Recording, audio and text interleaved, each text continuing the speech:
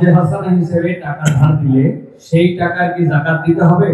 কারণ সেই টাকা কখন পাবো অনিশ্চিত। ভাইরা আমার, অনেক দরকারি একটা প্রশ্ন। আপনি কাউকে লোন দিয়েছেন, হাওলাত দিয়েছেন, কবে দিবে জানেন না, যাকাত দিতে হবে কি হবে না? উত্তর হলো, কোন টাকাই যাকাত মুক্ত থাকবে না যদি সেটা নেসাবকে স্পর্শ করে।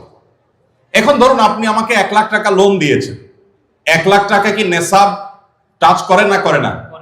করে।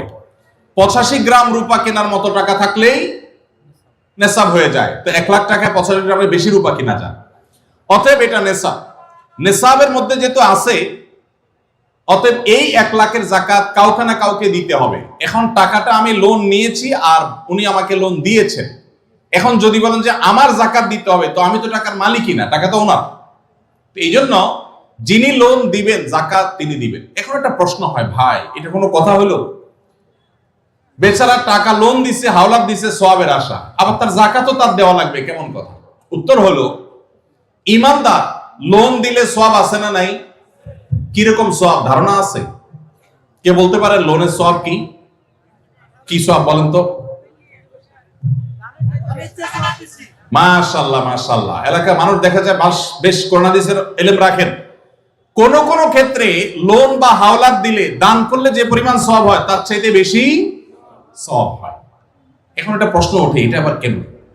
দান করে দেওয়া মানে তো একসাথে দিয়ে দেওয়া, লোন দেওয়া মানে তো দিলাম আবার নেওয়ার জন্য, তো সওয়াব আবার বেশি কিভাবে হয়? সেটার ব্যাখ্যা হলো, ধরেন ওনাকে আমি 10 টাকা দান করলাম, ওনার দান দরকার, কিন্তু ওনার দানটা কেন দরকার? উনি এই 10 টাকা দিয়ে একটা কলা খাবে, যেটা আসলে তার এমন কোনো আহামরি প্রয়োজন নাই, এটা না খাইলেও তার চলে, পেট ভরা আছে, একটা কলা খাইতে মন চাইছে, টাকা নাই, আমি 10 টাকা তারে সাদাকা করলাম, দান করলাম। এই দানের চাইতে ওনার দরকার হলো লোন, এমন লোন যে লোন দিয়া তার জীবন রক্ষা হবে, কঠিন কোনো কাজ হবে। এখানে এই দানের চাইতে এই লোন দিলে সেটা সওয়াব আল্লাহর কাছে বেশি হবে।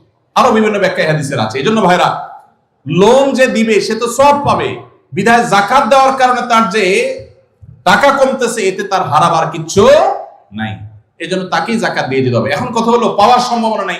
যদি এমন হয় যে পাওয়ার সম্ভাবনা, তাহলে যাকাত আপনাকে এখন দিতে হবে না, একসাথে পাইলে যে বছরে যাকাত দেন না সেগুলো দিতে হবে। আর যদি কখনো না পান, তাহলে না দিলে কোনো গুনাহ হবে